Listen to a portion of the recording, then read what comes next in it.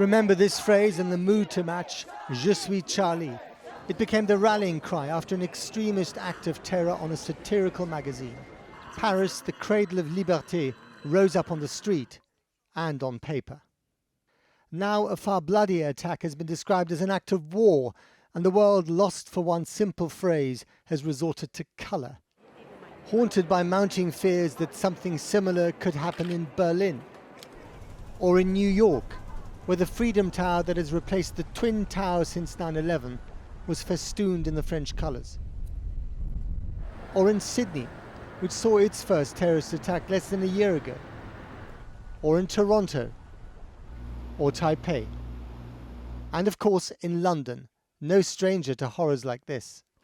The Prime Minister today resorted briefly to French to express his solidarity, clad in outrage. My message to the French people is simple. Nous sommes solidaires avec vous. Nous sommes tous ensemble. We stand with you, united. The terrorist aim is clear. It is to divide us and to destroy our way of life. So more than ever, we must come together and stand united and carry on with the way of life that we love and that we know and that will never be moved off. Those who think that they can terrorize the people of France or the values that they stand for are wrong. But the near universal emphasis on our way of life was most poignantly expressed by the woman in black. We know that our free life is stronger than any form of terror. Lassen Sie uns den Terroristen die Antwort geben. Let us give the terrorists the answer by consciously living our lives according to our values and by defending these values for the whole of Europe, now more than ever. Mehr denn je.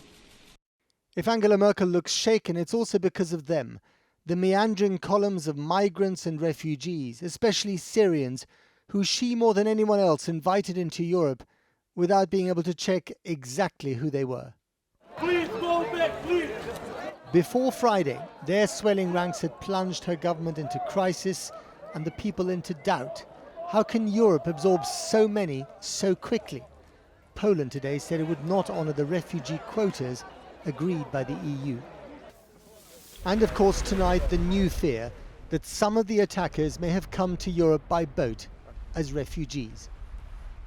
But for now it is France that finds itself at the front line of Europe's existential crisis.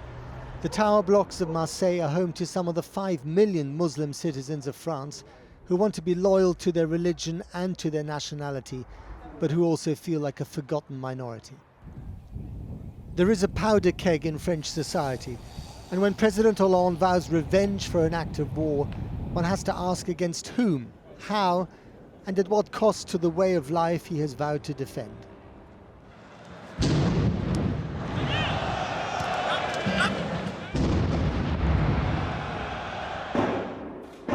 The images and sounds are now seared into France's consciousness.